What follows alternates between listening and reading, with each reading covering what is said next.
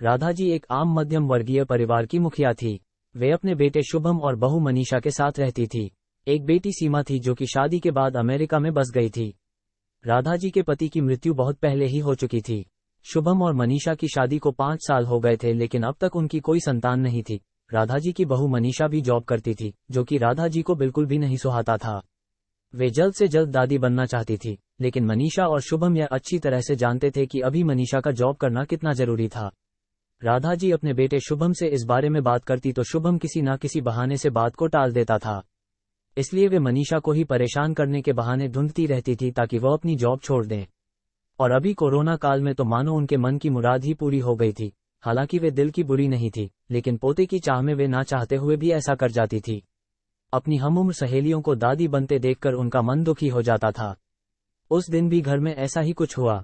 Office में काम की वजह से मनीषा देर तक सोती रही और राधा जी को अच्छा खासा मौका मिल गया। ये क्या बहू, अभी तक सो रही हो? पता है सुबह के 10 बज गए हैं। शुभम भी बेचारा कब से उठकर ऑफिस के काम पर लग गया है और तुम हो कि अभी तक सोई पड़ी हो। चलो अब उठकर सबके लिए चाय नाश्ता बना लो, मुझसे कुछ हो नहीं पाता है, वरना मैं तो तुम्हारे भरोसे कभी ना रहती, खुद ही सब कर लेती। सॉरी मान जी, वह देर रात तक काम चलता रहा, इसलिए सुबह सुबह ही सो पाई थी, इसलिए समय का पता ही नहीं चला।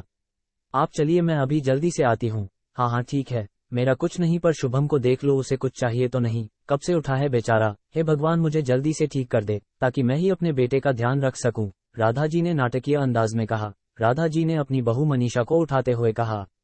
मनीषा ने घड़ी देखी तो वाकई 10 बज गए थे। आज उसकी आंख कैसे नहीं खुली। वह जल्दी जल्दी अपने काम निपटाकर हॉल में आई तो शुभम अपने लैपटॉप के साथ ऑफिस के काम कर रहा था। उसने किचन में जाकर चाय नाश्ता बनाया और फिर रात के बर्तन साफ किए और झाड़ू पोंछा करके नहाने चली गई। दरअसल कोरोना वायरस की बढ़ती बीमारी की वजह से शहर में पूरी तरह लॉकडाउन किया गया था, इसलिए काम वाली बाई भी नहीं आ रही थी। मनीषा खुद एक इंटरनेशनल कंपनी में काम करती थी। उसका ऑफिस टाइम निश्चित नहीं होता था, अधिकतर उसे रात में देर तक काम करना होता था। कल भी उसका काम देर तक चलता रहा, इसलिए वह देर तक सोती रही। मनीषा नहाकर आई तो देखा कि उसकी सास अपने कमरे में अपनी सहेली से फोन पर बात कर रही थी। बातचीत में अपना नाम सुनकर मनीषा सास की बात सुनने लगी।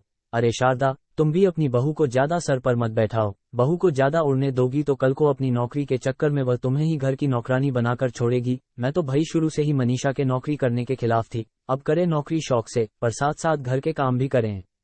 मैं तो बदन दर्द का बहाना बनाकर बैठ जाती हूँ, नहीं तो सारे काम का बोझ मेरे सिर पर आ गिरता। मैं कोई मुफ्त की नौकरानी थोड़े ही हूँ। मैं तो कहती हूँ तुम भी यही किया करो। सास की बात सुनकर मनीषा की आंखों में आंसू आ गए।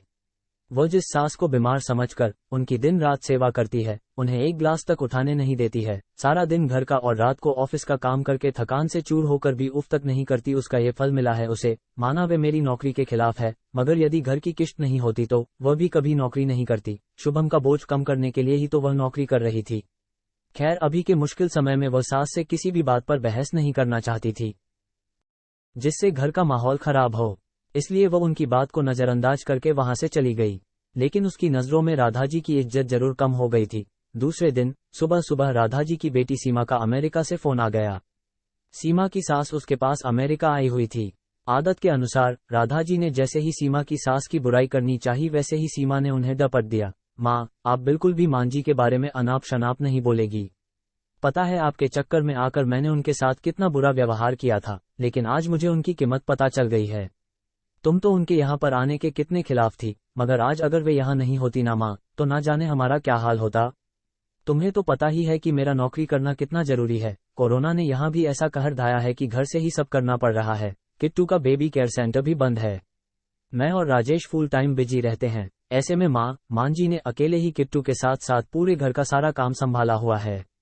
मुझे कुछ भी नहीं करने देती है। अगर वे नहीं होती तो माँ हमारा क्या होता, ये सोचकर ही रोंगटे खड़े हो जाते हैं। सच में माँ वे कोई साधारण महिला नहीं है, बल्कि मेरे लिए तो देवी के समान है। मेरे इतना अपमान करने के बावजूद। और सीमा रोने लगी।